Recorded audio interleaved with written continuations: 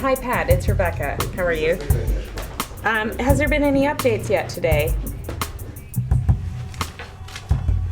At 9. Okay, wonderful. I'll call you back after that then. Thank you so much. Bye-bye. Conference call after 9, and then after that we'll know something. Not to, I mean, you know, they've pulled a lot of things over the years and tried to say, you know, there's a handful of boats that will only give you one helicopter, but for nobody to be out there is very unusual. Okay, thanks. We'll be right back to you. Okay, thanks. Bye. We've got 3 helicopters. We've got to run. As you can see, there's a hive of activity here right now. We've just heard from the DFO that 3 helicopters can go out, which means we can all get out to go and see the hunt. They've been denying us access to the hunt, which has already begun, we believe, on the ice. So you can see everyone's just going nuts. We've got to get our coats on, we've got to get our permits, we've got to get out onto the ice. Nobody's been bombarding anybody with anything. There may have been a call to get coordinates. I've got to run because we've got to do permitting. Thanks, bye. Has the hunt started? Did they officially announce that? That's not their job to tell us. I'll be right back. Just so you know, there are boats out there up by St. Paul, which is just north of Cape Breton. That's where all the boats appear to be. DFO is refusing to give us more information than that, even though by law they are supposed to tell us where the boats are working. But they're refusing to do that right now, so we'll see what more information we can pull out of them. But from flights this morning, we do know that there's boats up in that region. Looks like about 99% chance that we have to relocate. And where are we relocating to? Sydney. Okay. Because we're pretty sure that's where the boats are and that's where the seal hunt will take place. Okay, so that's like a 5-hour drive, 6-hour drive? Yeah. Okay, right, we'll get ready for that then. Yep. Next step. There we go, relocating to Sydney. Alrighty, let's do this.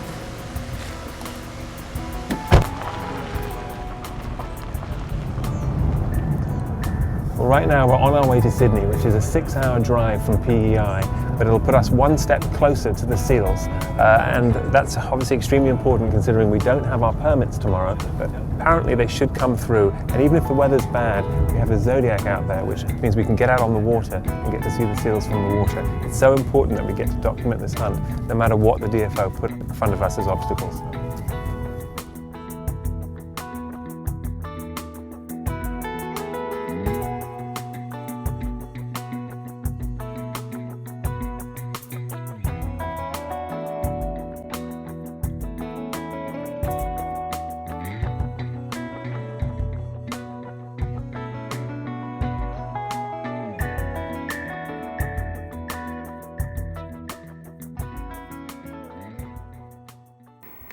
There are fewer jobs more dangerous in this country than hunting seals. Over the decades, hundreds of hunters have died on the ice. Today, 3 more sealers were killed, and the search continues for a 4th.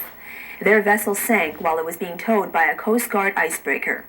The CBC's Mari Ito reports. Questions about who is responsible when a vessel is towed. They say there are no detailed regulations regarding towing. In the meantime, the hunters have voluntarily canceled the rest of their season, and the boats are returning home out of respect for their fellow hunters. Mari Ito's CBC News, Halifax. And another group of seal hunters had to be rescued this afternoon in the same frigid waters where that other sealing vessel capsized overnight. 7 sailors abandoned their ship as it sank off Cape Breton and then waited on the ice pack for help. They were picked up by a search and rescue helicopter and flown home to Île-des-Madeleines.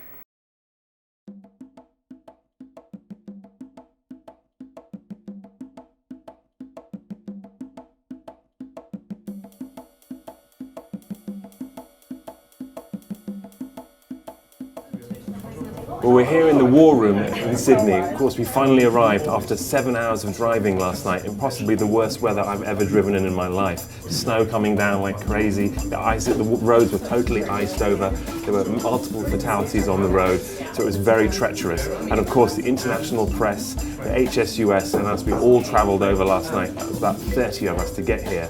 And of course, we're much better positioned to see the seals. Today, the weather isn't great.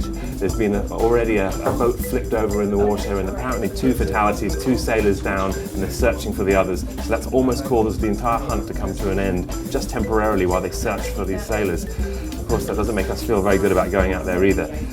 This is, literally 2 and 3 feet thick and absolutely rock solid, and the boats can't get in. Now, they've got a Coast Guard icebreaker that's helping them get in.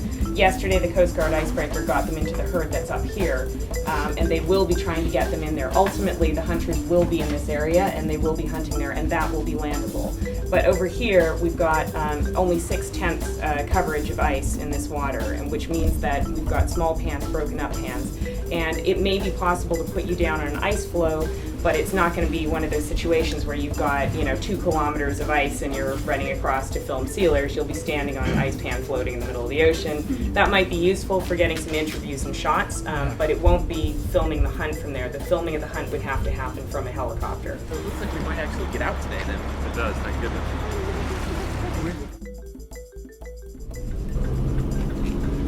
We just got word that we can get out onto the ice, so we're heading to the airport right now. We're not sure what we're going to expect when we get to the airport, but we're going to be suiting up, booting up, and getting out onto the ice while the weather permits, and trying to document the hunt. Finally, this is our moment. We've been waiting for this for days, and it looks like it's arrived. We're all rather anxious, and everyone's heading out there. All the international press, HSUS, we're on our way out. This could be our moment.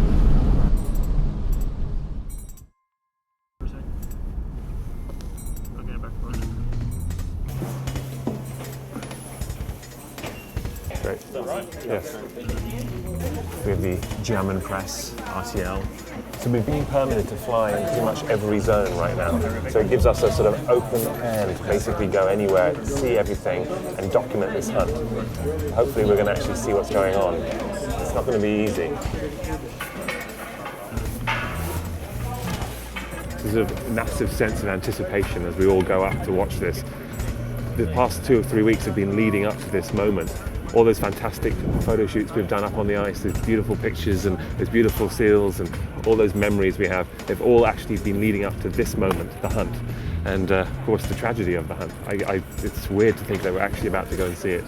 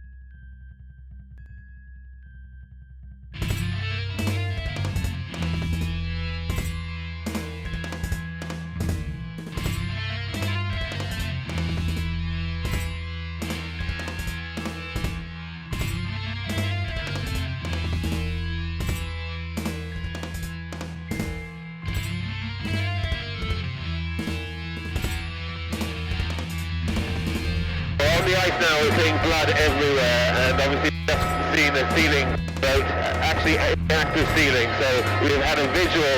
I've actually personally seen a sealer drag a seal onto the boat. There is, like I said, blood everywhere. The birds are eating the blood and the remains. I guess most of the carcasses are just being kicked overboard at this point. We're going to follow this seal boat and actually try and get some real great shots of the actual sealing happening.